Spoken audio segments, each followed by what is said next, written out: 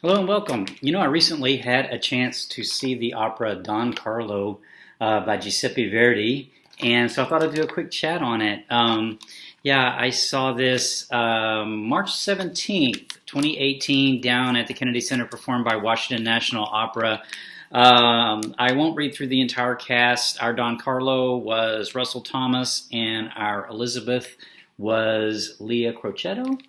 And our conductor was Philippe Augan, and the director was Tim Albery. Here's the rest of the cast. If you want to see the details, you can put it on pause there. Yeah, Don Carlo by Giuseppe Verdi. Let me get the title page here. There's the title page.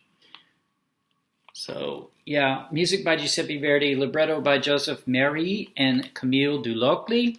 And yeah, I saw this March 17th at the Kennedy Center.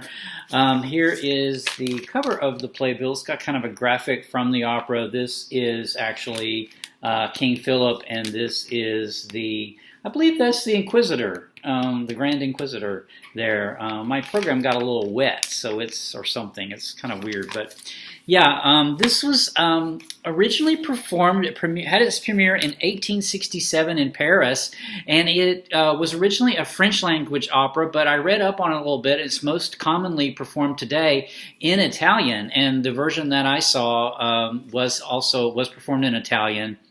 And it's also been through a lot of revisions. So when I was reading up on the original production of it, I think was the longest of the Verdi operas. But it got, even during Verdi's lifetime, got changed up, and there's several different versions circulating around. I'm not sure exactly which version that I saw, but I know it's missing the first act, and I will talk a bit more about that here in a bit.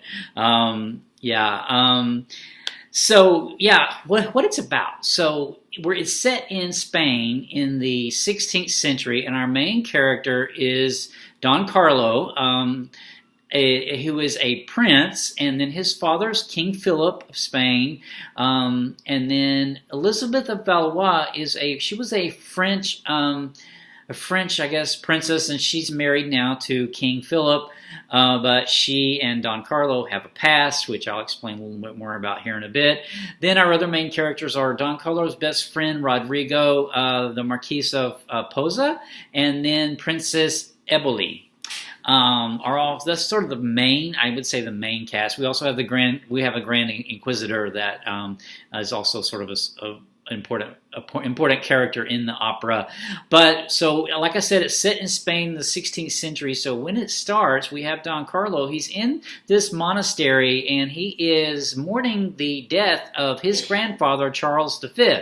And during this opening, he actually sees this monk there in the monastery that he thinks is the ghost of Charles V. And this monk / ghost of Charles V tells him, there's no peace. He'll only have peace in death. Only find peace in death. And so we find out that Don Carlo's got a troubled mind. He calls his friend Rodrigo, and he asks to send a note to Elizabeth, now his stepmom, to meet him in private because he wants to ask her something. So she agrees to do this. So he sends the note to her. She agrees to do this. So she dismisses all her ladies in waiting and whatever, and she meets Don Carlo alone. He ends up asking her if she will intercede on with her husband / his father / the king, to send him to Flanders to assist the oppressed people in Flanders, the Flemish people. Well, she's like, okay, yeah, that's good. Well, he gets kind of hurt because he's in love with her. They have a past. They have actually been engaged in the past. She was his fiancée, but due to political reasons, she ended up having to marry his father. So he gets his feelings hurt that she's treating him kind of like coldly. But, it does come out, that she's like, tells him, no, now I'm the king's wife. I'm your mother. I can only address you this way. And, we both have our duties to do. Yours is in Flanders. Mine is here as the king's wife. So, that's it. Well, so the king ultimately comes in, and he sees that he has left word, I guess, that she's never to be left alone. He doesn't catch Don Carlo there, but he catches her that she's there alone, and he's like, "Why is she here alone?" He gets very suspicious of this, and so he ends up taking Rodrigo, the best friend of Don Carlo, aside and telling him, I think that might be something going on here between Don Carlo and Elizabeth, and I want you to kind of snoop around and find out. He doesn't know that Rodrigo's already kind of been in cahoots with Don Carlo to sort of set up this meeting to begin with, but Rodrigo, takes it upon himself at that point to sort of intercede again for the people in Flanders, that he's been just returned from there, and that the people there are suffering under the Spanish oppression very much. And the king says, okay, well, yeah, you speak your mind, I like that, but watch it, or else I'll turn the Grand Inquisitor on you, basically is what he says. So to sort of fast forward through the story of the opera, the king winds up with a jewelry box. He gets Elizabeth's jewelry box somehow, and in this jewelry box he sees that she's keeping as a little treasure a little portrait locket of Don Carlo. So Elizabeth, he's sets out to then imprison, I guess to arrest Don Carlo or whatever. But anyway, Rodrigo, Princess Eboli, Elizabeth's friend, comes to her because she actually has been in love with Don Carlo. She has figured all this out. She's figured out that Don Carlo she proclaimed her love for Don Carlo, and he spurned her. Then she figured it all out. So, oh yeah, because he's in love with Elizabeth.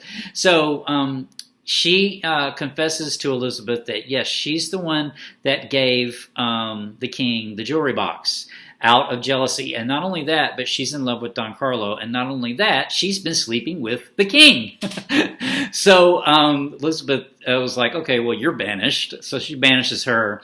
So meanwhile, the king, Rodrigo, has this documentation. He has these letters from Don Carlo, I think, to Elizabeth. But anyway, some incriminating documents. And he decides to keep these letters on himself in order to incriminate himself in this whole process, and thereby sort of save Don Carlo. So he does that, and the letters, these documents treacherous to the king, are found on his person, and he ultimately is assassinated the king has him assassinated.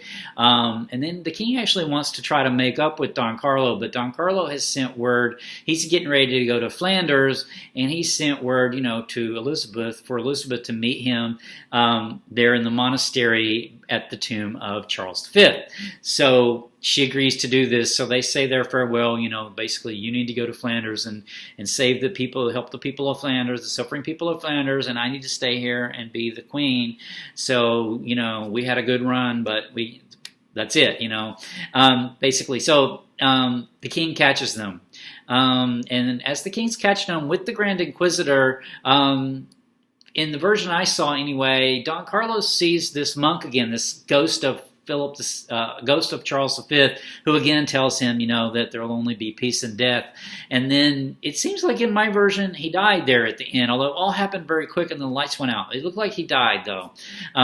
So maybe he got peace and death, and then Elizabeth was continuing on being the queen. So that's the short version of the synopsis, and I hope that made sense. So, thoughts about it. So, this idea about the ending, I was a little baffled by that. I think that I couldn't really tell if he was supposed to be dying, or it just sort of had a really abrupt ending, and that was it. The other thing was, I could tell that we're missing Act 1. When I read up on it, I can tell that they've cut Act 1 from the version that I saw, and I think from the Italian versions they did cut Act 1. But when I read up on what's in Act 1, it's a lot of this background information about the relationship between Elizabeth and Don Carlo, and so that would make it the opera a little bit better, I think, because that it explains a lot of the relationships. So unless you read the synopsis really in the program, which had the synopsis, of the entire opera, or knew the opera beforehand, you might not get an idea for exactly why how they were engaged, how they're in love, how much they're in love, and so if you didn't get that, that would have been explained in, I guess, the first act in the original version. So the other kind of recurring theme I thought of this was this love versus duty theme, as a recurring theme. They are in love with each other, but yet they can't be together. It's a kind of a classic operatic theme, right? Where sort of a love that can't be. And then but I was kind of puzzled by this. To me, it would have been more. It would have been cooler if he'd actually got to go to Flanders. I did read up a little bit on these characters. So these are all based on historical figures, although the story is very loosely, very kind of loosely based on their real lives. Elizabeth was engaged to Don Carlo in real life, the real Elizabeth, and then she did ultimately marry King Philip. She was only like 14 years old, I think. But I think it was a fairly happy marriage, from what I could tell. Although I haven't read anything except just really internet snippets, so I'd have to actually delve into a serious biography to say that for sure. So I don't know that for sure. But I'm not sure that she and Don Carlo actually had this, romantic, really 19th century romance, operatic romance in the 16th century when they actually lived. But nevertheless, it did make a compelling story. We had the music of Verdi. This is the second Verdi opera I've seen performed live. The other opera I've seen by Verdi is Aida. And of the two, I enjoyed Aida more, but this one had its own sort of thing going for it too, which I enjoyed. So.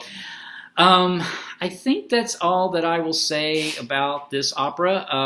My next opera is in a couple of weeks. I can't remember what it is. I think it's Lucia de Lammermoor. Not sure. I'll have to look up what my next opera is going to be, but I'll have a couple more operas coming up yet this season, so stay tuned for that. Okay? Take care. Bye.